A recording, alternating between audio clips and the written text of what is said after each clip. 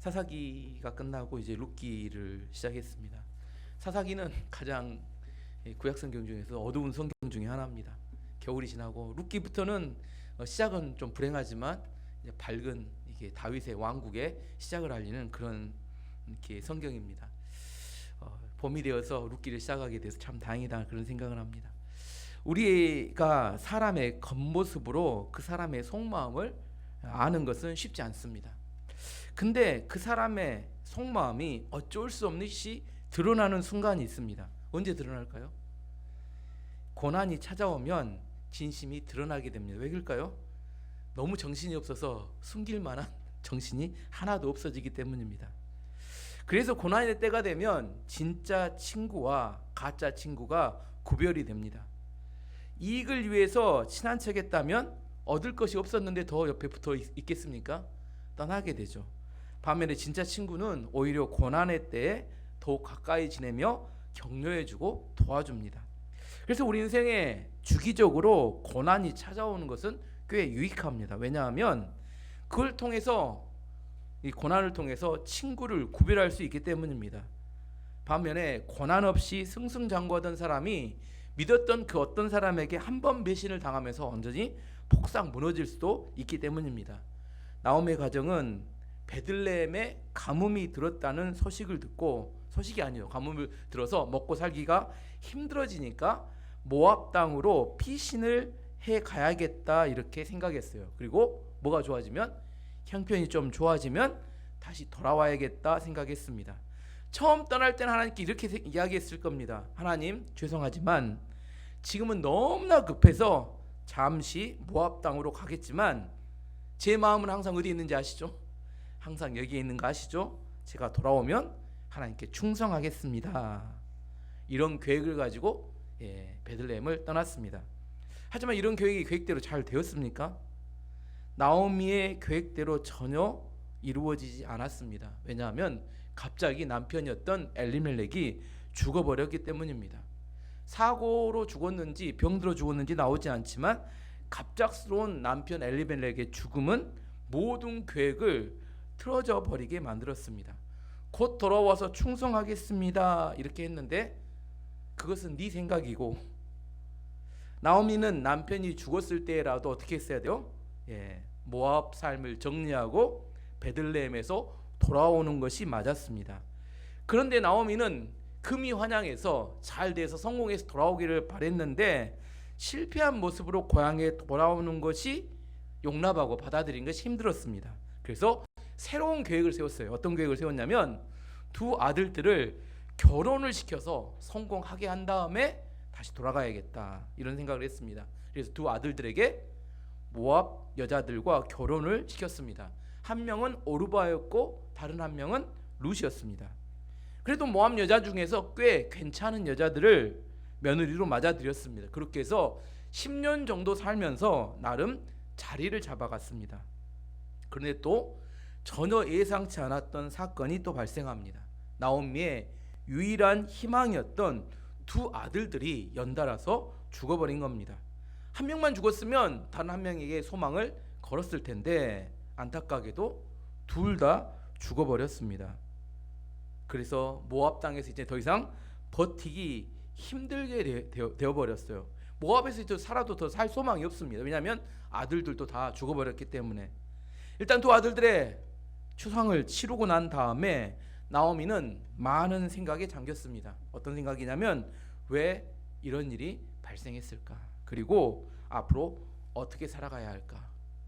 깊은 절망과 방황 속에서 나오미는 결론을 내렸습니다. 뭐라고 결론을 내리냐면 남편과 두 아들들이 죽은 것은 우연이 아니다. 뭐다?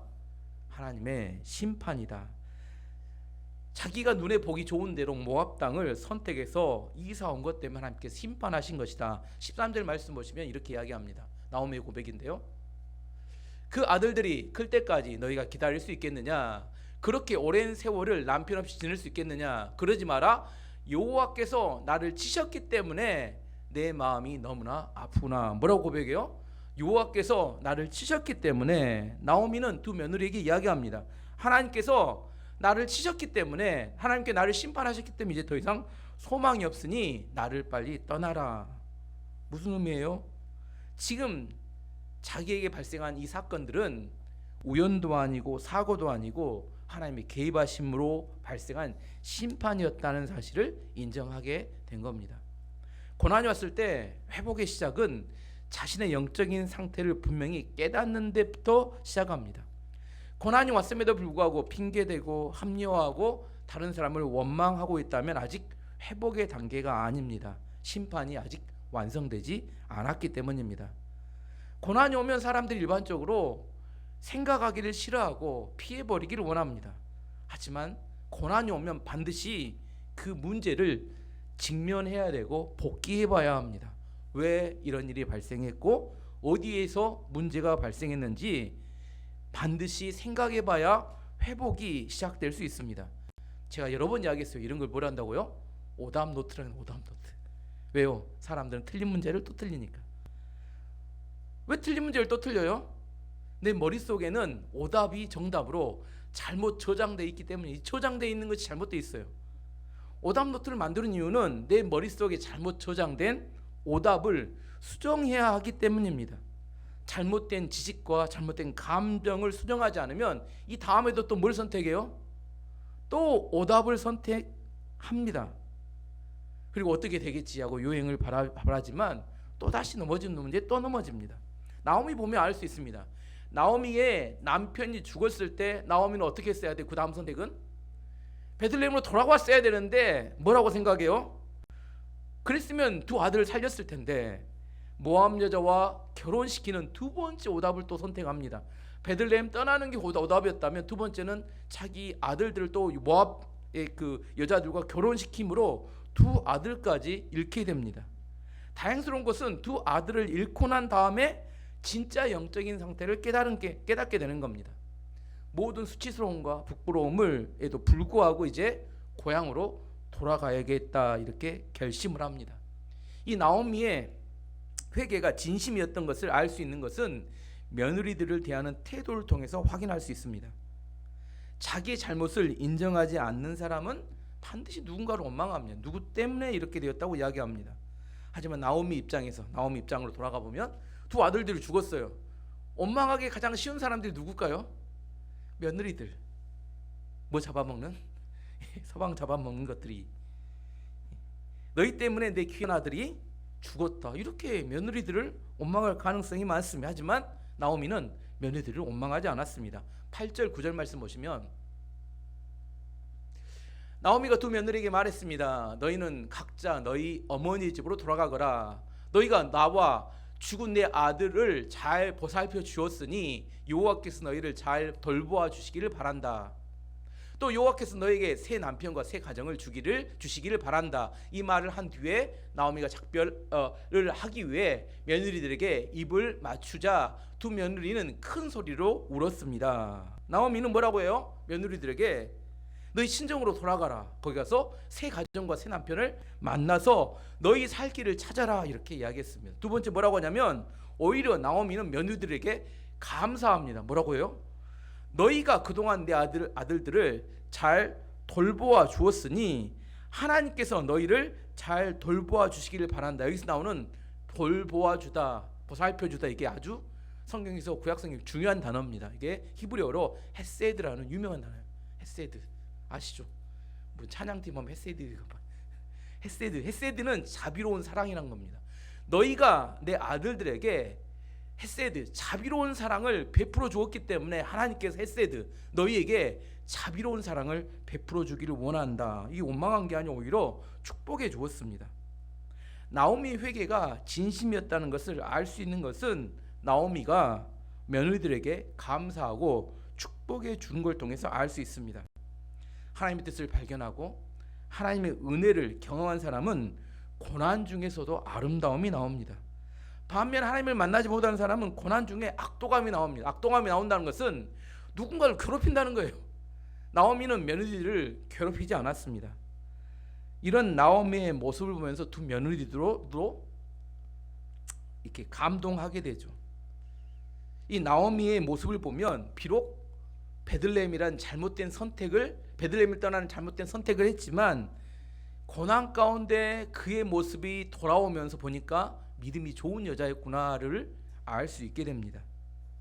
어쨌든 며느리들은 그 시어머니 나오미의 이런 감동적인 헌신과 사랑과 배려를 보면서 그들도 이게 감동하게 됩니다. 왜요? 두 아들을 잃은 어머니의 마음이 어떻겠어요? 내일 아니니까 괜찮으신가요? 아들이 두 분인 가정들, 두 아들이 다 죽었는데 얼마나 억장이 무너지겠습니까? 그럼에도 불구하고 며느리들을 선대하는 걸 보면서 이 세 과부가 어떻게 해요? 세 과부죠. 세 과부 집인데 세 과부가 서로 부둥켜 잡고 엉엉 웁니다. 그래서 또 시어머니가 며느리들에게 이렇게 이야기를 합니다. 10절 말씀 보시면 며느리들이 나오미에게 말했습니다. 아닙니다. 우리도 어머니와 함께 어머니 나라로 가겠습니다. 이렇게 이야기합니다. 어머니와 함께 가겠습니다. 며느리들이 이렇게 고백해요. 우스갯소개하라 하면 며느리들이 가장 좋아하는 찬송가가 있다 합니다. 찬송가 325장 예수가 함께 계시니 예수가 함께 계시니 시험이 오나 겁없네. 며느리들이 가장 좋아하는 찬송이라고 합니다. 시험이 오나 겁이 없답니다.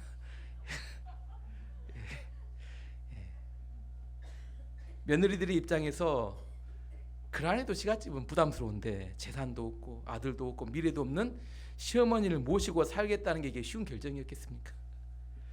그리고 나오미의 고향인 베들레헴은 어떤 사람들이 살아요? 유대인들이 사는 곳입니다. 유대인들은 이방인들을 개, 돼지, 짐승 취급하는 사람들이고 거기다가 여자의 이방인은 이건 사람 취급받기가 거의 어렵습니다. 그런데 나오미를 따라가서 살겠다 이건 뭐 어떤 의미예요? 내 인생 포기하겠다 그 이야기가 똑같습니다. 그러자 나오미는 단호하게 너희들의 친정으로 돌아가라고 권합니다. 11절부터 13절 말씀 보시면 그러자 나오미가 말했습니다. 내 딸들아 너희 집으로 돌아가거라. 왜 나를 따라가려고 하느냐? 내가 아들을 더 낳아 너희에게 새 남편을 줄 수 있는 것도 아니지 않느냐? 너희 집으로 돌아가거라. 나는 다른 남편을 맞아들이기에는 너무나 늙었다. 설령 내가 오늘 밤에 다른 남편을 들어서 아들 낳는다 해도 낳을 수 있다 해도 무슨 소용이 있겠느냐? 그 아들들이 클 때까지 너희가 기다릴 수 있겠느냐? 그렇게 오랜 세월을 남편 없이 지낼 수 있겠느냐? 그러지 마라. 여호와께 나를 치셨기 때문에 내 마음이 너무 아프구나. 뭐 하라고요? 나는 하나님께 징계를 받고 심판받게 됐으니까 더 이상 소망이 없으니까 빨리 나를 떠나는 것이 너희의 소망이다. 이렇게 이야기를 했습니다. 이 이야기를 듣고 두 며느리 중에 오르바는 현실적인 선택을 합니다. 어머니에게 입을 맞추고 친정으로 돌아갑니다. 누가 오르바에게 돌을 던질 수 있습니까? 아마 대부분의 사람들은 누구를 선택해요? 오르바 룻 중에서 오르바의 선택을 하겠죠. 미적되고 있는 룻에게 나오미가 또 다시 한번 권합니다. 14절 15절 말씀 보시면 그들은 다시 한번 큰 소리로 울었습니다. 그리고 오르바는 나오미에게 입을 맞추어 작별 인사를 했습니다. 그러나 룻은 시어머니에게 매달렸습니다. 나오미가 말했습니다. 보아라, 내 동서는 자기 백성과 자기 신들에게로 돌아갔다. 너도 내 동서의 뒤를 따라가거라. 하지만 룻은 완강하게 어머니의 권유를 거절합니다. 저는 절대로 어머니를 떠나지 않겠습니다.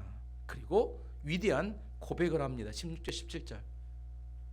그러자 룻이 말했습니다. 저더러 어머니를 떠나라고 하거나 어머니 뒤를 따르지 말라고 하지 마십시오. 저는 어머니가 가신 곳에 따라가고 어머니가 사시는 곳에 살겠습니다. 어머니의 백성이 제 백성이 되고 어머니 하나님이 제 하나님이십니다. 어머니가 돌아가시는 곳에서 저도 죽어 거기에 묻히겠습니다. 만약 제가 이 맹세를 지키지 않는다면 여호와께서 제게 무서운 벌을 내리셔줬습니다. 오직 죽음만이 우리를 갈라놓을 수 있을 것입니다. 8가지 뭐라고요? 어머니 저에게 떠나라고 하지 말아 주십시오.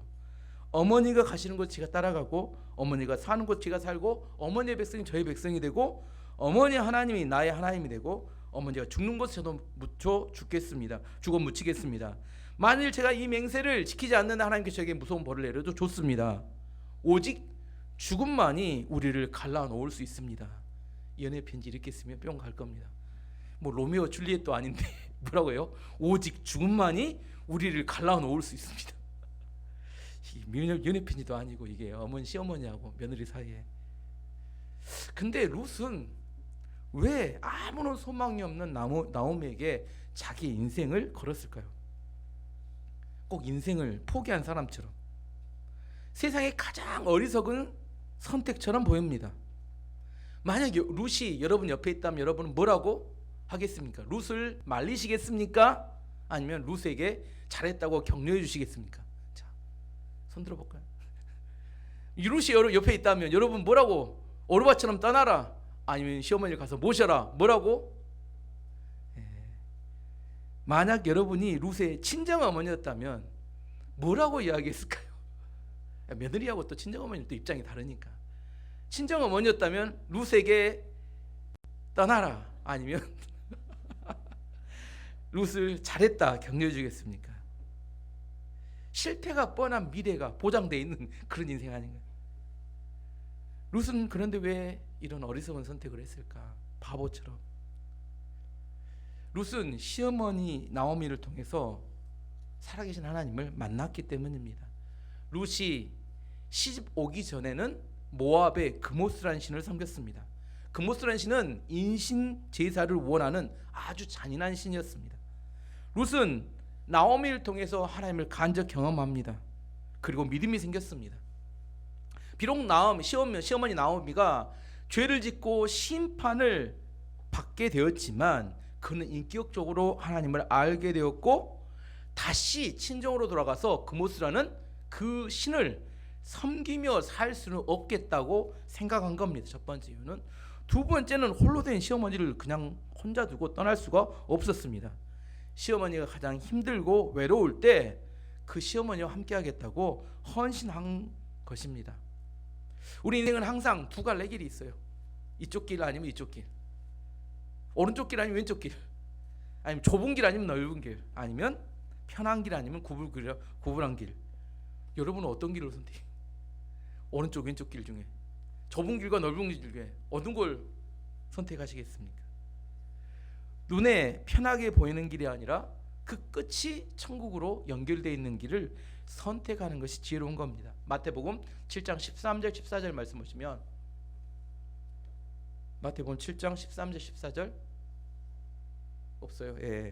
좁은 문으로 들어가라. 멸망으로 인도하는 문은 크고 그 길이 넓어 그리로 들어가는 자가 많고 생명으로 인도하는 문은 좁고 길이 협착하여 찾는 자가 적음이라. 천국으로 연결된 길은 시작은 항상 좁고 고불고불하고 협착하고 불편합니다. 그런데 많은 사람들이 가는 길은 대부분 넓고 편하고 16차선 고속도로입니다. 근데 끝이 지옥으로 연결되어 있습니다. 어떤 길을 선택할 것인가? 나오미를 떠난 오르바나 나오미와 함께하기로 한 룻이나 어느 길을 선택하든지 힘들기는 똑같습니다. 이게 참 중요합니다. 여러분, 오르바가 더 편했을까요? 룻이 더 편했을까요? 아무도 모릅니다. 어느 길을 가도 인생이란 힘들기는 똑같더라고요. 제가 해보니까 처음에 힘드냐 나중에 있는 이 차이지, 힘들지 않은 길은 아무도 없습니다. 제가 100사람 상담해보면 100사람 다 힘들어요. 저 사람 괜찮을 수 있을 것 같아, 괜찮을 것 같아, 아무도 없어요. 다 힘듭니다. 그래서 눈에 보이기에 편한 길이냐 불편한 길이냐가 기준이 아니라 사명의 길이냐 욕망의 길이냐, 이걸 기준으로 판단하는 게 중요합니다. 나오미는 룻의 굳건한 마음, 어머니와 함께 하겠다는 그 결단을 보고 이제 더 이상 떠나라고 말리지 않았습니다. 18절 말씀 보시면, 나오미는 룻이 자기와 함께 가기로 굳게 마음먹은 것을 보고 더 이상 아무 말도 하지 않았습니다. 룻이 나오미하고 함께 하기로 한 것은 누구의 결정이었습니까? 누가 결정한 거예요? 룻이 결정한 겁니다. 룻의 불꽃 같은 확신, 저는 절대로 떠나지 않습니다. 이런 흔들리면 안 됩니다. 흔들리면 다시 한번 말하면 떠납니다. 근데 흔들리지 않는 불꽃 같은 확신으로 이야기하니까 나오미의 설득이 중단된 겁니다. 우리 인생도 마찬가지입니다. 현재 우리가 어디에 있는지는 누가 결정한 거예요? 누가 결정했어요? 내가 결정한 겁니다. 누구 때문에 여기 있는 것 아니고 자기 인생을 누구에게 책임 전가하지 말아야 합니다. 제가 예전에 들었던 이야기 중에 어떤 부동산 개발을 하신 분이 이런 말을 했습니다. 땅은 돈이 있는 사람이 사는 게 아니라 땅은 의지로 삽니다. 이런 이야기를 부르셨어요. 뭔 그런 이야기 있어요. 돈 있으면 땅 사는 거지. 뭔 의지로 사느냐? 의지와 뭔 상관이냐? 근데 그분이 이렇게 설명하면 자기는 땅을 매입을 해가지고 택지를 개발해 놓으면 그런 일을 하는 사람이래요. 택지를 개발해 놓으면 이제 사람들이 찾아온대요. 그 땅을 좀 팔아라고. 그럼 물어본대요. 얼마에 사고 싶습니까? 물어보면 가급적이면 싼 가격에 살라고 다 원한다는 겁니다. 그럼 자기는 땅을 안 판대요. 왜 안 파냐면 그 땅을 담보로 은행에 맡기면 그 땅 가격이 높기 때문에 얼마든지 먹고 사는데 전혀 지장이 없는데 굳이 싼 가격에 팔 생각이 전혀 없다는 겁니다. 그럼 언제 땅을 파느냐? 그 땅을 정말 사기로 원하는, 간절히 원하는 사람이 찾아온대요. 제 가격을 내고라도 살만한 사람이 찾아온다는 겁니다. 그분이 어떻게 사느냐? 그 땅은 그래서 이야기합니다. 돈으로 사는 게 아니라 의지로 사는 겁니다. 하하, 그렇구나 하고 성경 말씀을 찾아봤더니 마태복음 11장 10절 보니까 땅 사라는 이야기는 아닙니다. 세례 요한의 때부터 지금까지 천국은 침노를 당하나니 침노한 자는 빼앗느니라. 천국이 어떤 곳이냐 이렇게 설명합니다. 침입해 들어온 사람이 천국을 얻게 된다 이런 말이에요. 누군가 내가 천국을 간절히 사모하고 소망하고 얻기를 원하는 사람이 결국은 천국을 얻게 된다, 그런 의미입니다. 여러분이 천국을 얻기를 원하면 간절한 마음으로 천국을 사모해야 되고 그 천국을 얻기 위해 충분한 대가를 지불해야 합니다. 근데 많은 사람들은 얻기는 원하지만 대가 지불을 원하지 않는다는 겁니다. 이중적입니다. 좋은 것을 얻어도 좋지만 안 얻어도 어쩔 수 없지. 뭐라고요? 얻으면 좋지만 안 얻어도 말씀 없어도 됩니다. 어쩔 수 없지 이렇게 생각한다는 거예요. 근데 그 좋은 것을 다른 사람이 얻잖아요. 뭐라고 생각할까요? 너무 서운해합니다. 얻어도 되고 안 얻어도 되고 이렇게 생각하다가 정작 다른 사람이 얻어가잖아요. 근데 그러고 나면 괜찮아야 되잖아요. 근데 엄청 서운해합니다. 왜 못 얻었을까요? 간절함이 없었기 때문에 못 얻는 겁니다. 남자들이 일반적으로 어떤 여자와 결혼을 할까요? 얼굴이 이쁜 여자, 능력이 많은 여자, 집안이 좋은 여자, 어떤 여자와 결혼을 할까요? 결혼은 사랑한다, 결혼하자, 고백한 여자와 합니다. 물론 고백에도 많이 딱지를 맞지만 마지막에 누구하고 마침내 결혼해요? 고백한 여자와 합니다. 아무리 좋은 게 있어도 마지막 고백해야 결혼이 이루어지는 거지. 뭐예요? 내가 좋아한다고 고백해야 합니다. 내 의지를 발동해서 내가 그걸 원한다고 고백하고 이야기해야 합니다. 항상 이야기합니다. 이야기할 때마다 우리 교회가 이 교회 매매할 때 이야기합니다. 이 교회가 사랑방 신문에 1년 동안 매물로 나왔습니다. 근데 그 전에 있던 교회에서 우리가 임대로 있을 때 그 임대 기간이 아직 상당히 남아 있었기 때문에 제가 하나님께 기도했어요. 1년 동안 이 교회가 매물로 나가지 않으면 그때는 제가 찾아보겠습니다. 근데 진짜로 1년 동안 이 교회가 매물로만 나오고 나가질 않는 겁니다. 이렇게 누가 팔리진 않아요. 그래서 최문호 목사한테 이야기해서 야 전화해봐라, 만나자고 이야기하라. 그래서 이 교회를 방문했어요. 근데 봤더니 너무 마음에 드는 겁니다. 너무 마음에 들어요. 그래서 물어봤어요. 얼마, 이 산악식물 가게에 나와 있으니 얼마 받기로 원하십니까? 그래서 그거 다 주겠다. 그때 제 생각을 했어요. 교회에게 돈을 주는 것은 뭐 그 교회에 주는 게 아니라 하나님께 주는 거라 깎지 않아야겠다. 처음 갈 때부터 그런 생각을 하고 왔어요. 그래서 그 다음 주에 바로 계약서를 썼습니다. 근데 계약서 쓸 때 이야기하더라고요. 그 목사님이 이 교회가 우리 교회 말고 다른 4교회하고 가격 협상을 하고 있는 중이었다는 거예요. 근데 다른 교회는 벌써 6개월 전, 뭐 4개월 전에 와서부터 계속 딜만 하고 있었는데 우리 교회는 가서 그 주에 보고 다음 주에 그냥 계약서를 썼습니다. 왜 그렇게 계약서를 썼어요? 우리가 왜 샀어요? 의지. 사야겠다. 어떻게 해요? 의지가 있으면 뭘 지불한다고요? 대가 지불을 하게 됩니다. 상대가 원하는 가격을 왜 그랬냐면 예전에 들었던 그 이야기 있잖아요. 부동산을 뭘로 산다? 돈으로 사는 게 아니라 의지를 가지고 사는 거. 아, 그렇구나. 내가 가서 좋으면 나는 원하는 가격을 다 주고 사겠다. 그런 생각을 했었습니다. 부동산만 그럴까요? 우리 인생에 정말 중요한 가치가 있는 것들은 우리가 충분히 대가 지불을 해야 얻을 수 있습니다. 뭐 하드렛 것, 정말 아무것도 아닌 것들은 뭐 싼 거 살 수도 있겠지만 정말 가치 있는 것들은 우리의 의지로 얻는 겁니다. 사람들이 이렇게 생각합니다. 명분도 얻고 실리도 얻어야겠다. 근데 그런 게 있을까요? 명분을 얻으면 실리를 포기해야 합니다. 실리를 얻으면 명분을 포기해야 합니다. 이게 둘 다 얻기는 매우 어려운데 사람들은 대가 지불을 하지 않으면서 좋은 것을 얻으려고만 하기 때문에 얻지 못합니다. 요즘 말하는 걸로 이런 겁니다. 3인분 같은 2인분. 그런 게 있을까요? 뭐 4인분 같은 2인분. 싸면서 좋은 거. 그런 게 세상에 어디 있을까요? 이 도둑놈신법 아닌가요? 제 생각에는 싸면서 좋은 게 세상에 어디 있어요? 3인분 같은 2인분이 어디 있어? 3인분을 먹으려면 3인분 가격을 지불해야지 먹는 건데, 정말 좋은 것을 얻기를 원하면 물질과 시간과 힘을 들여야 합니다. 다른 사람 뒤에 숨어서 좋은 걸 얻으려고만 하기 때문에 좋은 것을 실제로 얻지 못하는 겁니다. 나중에 룻이 엄청나게 축복을 받습니다. 두 가지만 이야기하면, 룻은 보아스라는 엄청난 총각입니다. 총각. 과부인데, 여긴 과부였는데 총각, 부자 총각하고 결혼합니다. 그리고 룻은 이 다윗의 증조 할머니가 되는 믿음의 가문의 족보에 이름이 올라가는 믿음의 여인이 되게 됩니다. 어떻게 이런 엄청난 축복을 받았을까요? 그 이유는 아무런 소망이 없는 시어머니 나오미에게 인생을 걸었기 때문입니다. 유대인들 안에 들어가 이방인 여자가 사는 것은 죽을 것처럼 힘든 일이었지만 하나님 한 분을 바라보는 신앙으로 견뎌내기로 작정하고 헌신했기 때문입니다. 사람들은 이야기합니다. 쉽게 이야기합니다. 저기도 보아스를 만났으면 좋겠습니다. 보아스. 그러면 저는 마음속으로 생각하죠. 룻처럼 인생을 하나님께 헌신하기로 하고 이야기하지. 헌신 안 하면서 뭐만 원해요? 보아스만을 원합니다. 헌신 안 하는데 뭐만 원해요? 축복만을 원합니다. 똑같은 이야기입니다. 하나님께서는 지금도 사람을 찾으십니다. 어떤 사람 찾을까요? 이 시대, 무너져가는 시대 가운데 하나님의 축복의 통로가 될 만한 사람을 찾으십니다. 기꺼이 그 사람은 하나님을 위해서 대가를 지불하고 헌신할 사람을 찾으십니다. 그 사람이 이스라엘 사람이든 이방인이든 이 상황, 이게 중요하지 않습니다. 그 사람이 처녀이든 과부이든 이게 중요하지 않습니다. 그 사람이 부자이든 가난한 사람이든 이게 중요하지 않습니다.